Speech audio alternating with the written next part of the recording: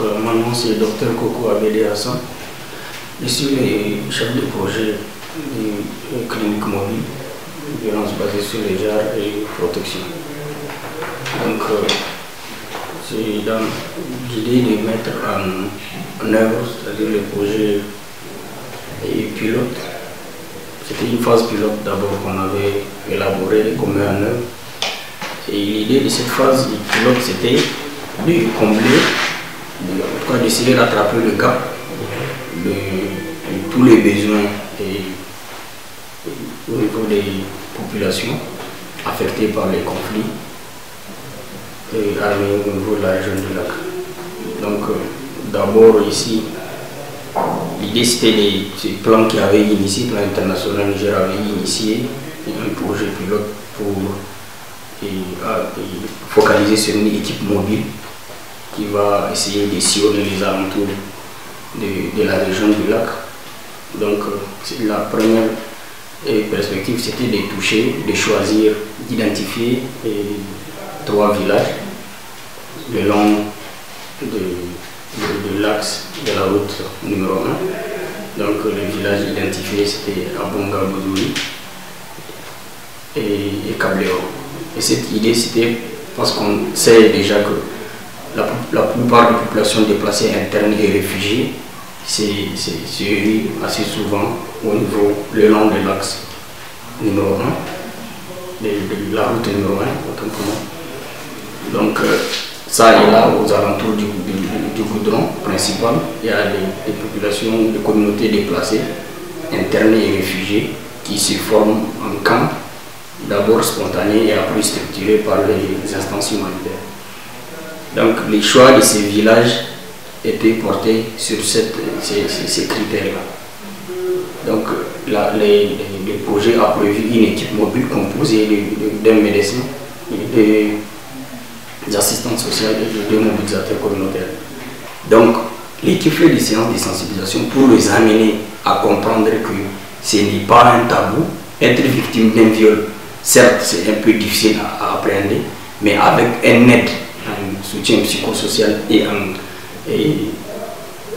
en gestion juridique et autres, la patiente, autant pour moi la survivante, peut surmonter cette affection-là, si on peut l'appeler comme ça, et aller de l'avant. Donc c'est un peu ça l'idée générale de ces équipes mobiles-là. Maintenant, au tout début, c'était, en tout cas dans la conception de la phase pilote, c'était de pouvoir toucher, encore comme cible directe, 150 adolescentes, 75 filles et 75 garçons, c'est-à-dire pour le cas de violences basées sur les genres, et 150 femmes et allaitantes, femmes enceintes et allaitantes, au niveau du volet ange, alimentation, du nourrisson et du jeune enfant. Parce qu'il y a, vous n'êtes pas sans savoir qu'il y a énormément de cas de malnutrition. Donc l'idée ici, c'est de prévenir d'abord la survenue de ces genres de cas. À la conception du projet, la cible indirecte totale, c'est-à-dire ces 3 communautés, était estimée à peu près 42 000 et quelques personnes.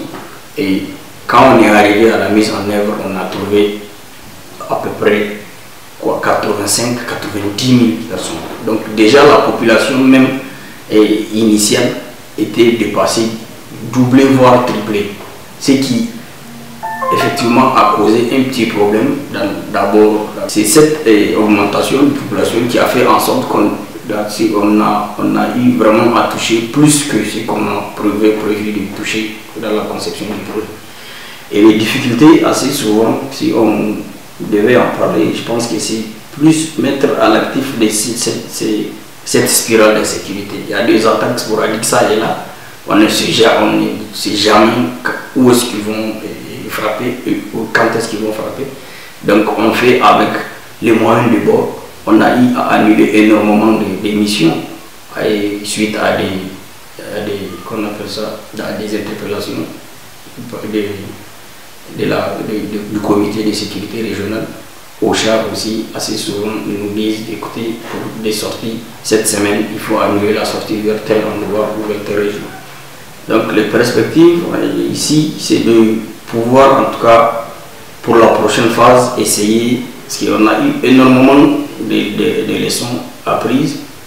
D'abord dans le sens de pouvoir réaliser certaines activités dans ces zones insécurisées. Parce que de toute façon, ce n'est pas pour autant, c'est pas parce que ça ne va pas sur le plan sécuritaire qu'on va dire que non, on ne va pas réaliser certaines activités. On va le faire avec les moyens de bord, mais toujours en respectant les différentes consignes de sécurité, en essayant de se conformer, en tout cas, de la meilleure de façon qui soit pour ne pas nous exposer nous-mêmes à des situations désagréables.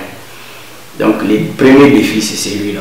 C'est de pouvoir vraiment réaliser ces activités malgré ces contextes. Le deuxième défi, c'est de pouvoir atteindre le maximum des populations déplacées parce qu'elle ne fait qu'augmenter cette population.